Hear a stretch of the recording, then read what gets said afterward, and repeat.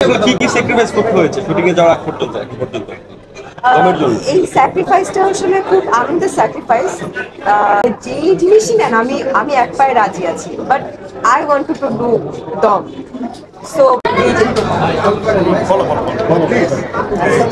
আমার বলেন এই এত গুণী মানুষের মাঝখানে আপনিও গুণী, কিন্তু আপনার থেকে বয়সে সবাই বড়। মানে বলছে যে সবাই বয়স তুমি সবার ছোট আর কি। তোমার অনুভূতি কেমন? আমার কাছে মনে হয় যারা আমার সাথে সাথে আছে, আপনি যেটা বললেন সবাই অনেক বয়স্ক, আমার কাছে মনে হয় আমি সবার বয়স্ক এবং সবাই এরা বাচ্চা। বিশেষ করে এই যে এই মানুষটা এত কনফিউজ করে দেয়। আমি আসলে টেনশনে আছি যে শুটিং এ গিয়ে কি করবে এই মানুষটা। তবে আমি খুব বেশি এক্সাইটেড, কারণ এত ভালো একটা সিনেমা যেটা কিনা আসলে আমার জন্য অনেক বড় একটা চ্যালেঞ্জের বিষয়। এবং আমার কাছে মনে হচ্ছে যে আপনি যেটা বলেন আমিও গুণী, একদমই না। এবং আমার কাছে মনে হয় যে আপনি ছোটবেলা থেকে গুণী। আচ্ছা, থ্যাংক ইউ সো মাচ। কিন্তু মনে হচ্ছে এই সিনেমা করার পরে তখন আমার মনে হতে পারে যে না, ঠিক আছে, আমি গুণী এবং আমি কিছুটা হলেও অ্যাক্টিং পারি। এর আগে যত কাজ করেছি সব ঠিক আছে, ওগুলো সব ভালো কাজ, কিন্তু এই কাজের পরে আমার কাছে মনে হয় যে আমি আরো বেশি নিজেকে প্রুভ করতে পারবো। মিশোভাইয়ের সাথে প্রথম কাজ যেটা বলেন, যদি ওখানে বলেছে বারবার বলেনি। মিশো ভাইয়ের সাথে প্রথম কাজ ভালো লাগছে। চঞ্চল ভাইয়ের সাথে ছোটবেলায় কাজ করেছি, সেটাও ভালো লাগছে। এবং এসবিএফ আলফাই তাদের সাথেও প্রথম কাজ। সব মিলিয়ে প্রথমের তো একটা আলাদা ফিলিংস থাকে, আলাদা ভালো লাগা থাকে। তো সেই ভালো লাগা থেকেই শুরু করতে যাচ্ছি আপনাদের দোয়া নিয়ে।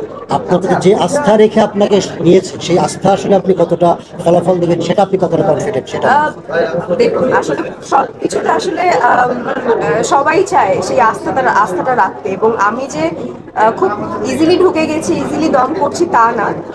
যখন আমাকে শাকিব ভাই ফোন দিয়ে বললো যে তোমাকে ডিরেক্টর রনি ভাই ফোন দেবে দমের জন্য, তুমি কথা বলো, তখন আমি খুব এক্সাইটেড হয়ে গেছি যে ও মাই গড, এত ভালো সিনেমার জন্য আমাকে ফোন দিবে, রনি ভাই ফোন দিবে।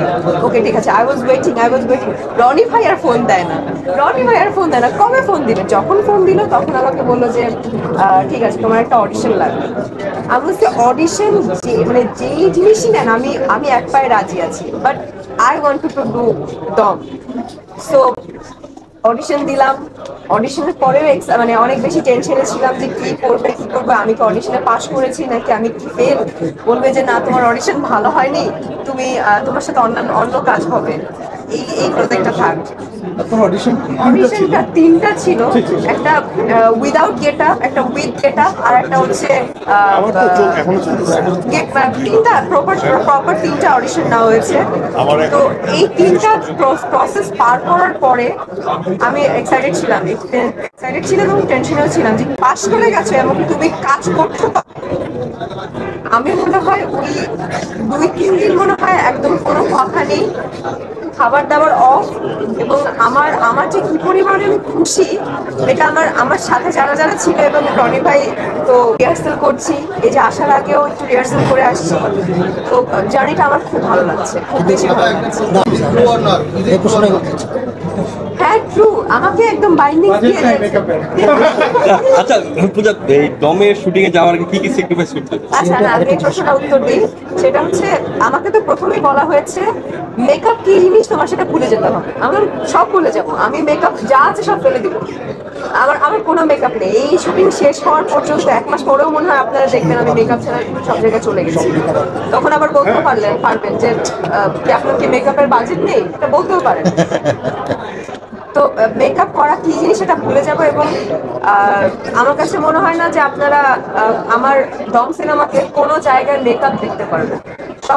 সবকিছু বাজেট নাই। পূজা, যেটা বলছিলাম যে কি কি স্যাক্রিফাইস করতে হয়েছে শুটিং এ যাওয়ার আগ পর্যন্ত এখন পর্যন্ত কমের জন্য? এই স্যাক্রিফাইসটা আসলে খুব আনন্দের স্যাক্রিফাইস। কোনো কাজ করিনি, কোনো ইন্টারভিউ দেইনি। আপনাদের মতো, আপনারা আমার খুব ভালো লাগা ভালোবাসার মানুষ, আপনাদের সাথেও কথা বলি নাই, যেটা আসলে সব থেকে বড় স্যাক্রিফাইস। এটাই, এটা খুব ভালো লাগা স্যাক্রিফাইস। এটা বলেছে, আচ্ছা বলেছে ভালো লাগছে, বলো।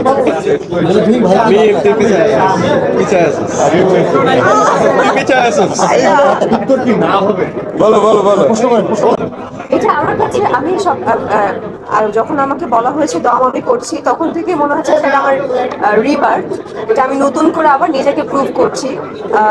অনেকেই ভাবতে পারে যে আপনি তো অনেক কাজ করে এসেছেন, আপনি তো প্রুভড অলরেডি। আমার কাছে মনে হয় না যে আমি এখনো প্রুফ, দম করার পরে বুঝতে পারবো যে আসলে কতটুকু পেরেছি, এবং আমি চেষ্টা করবো আবার নিজেকে প্রুভ করার জন্য। ছেড়ে দিয়ে আমরা বিশ্বকাপের কাছে চলে যাবো। Thank you. এই সময় আমাকে না না আরে ভাই আমি যে প্রশ্নের উত্তর সবসময় ইয়েস হবে সেটা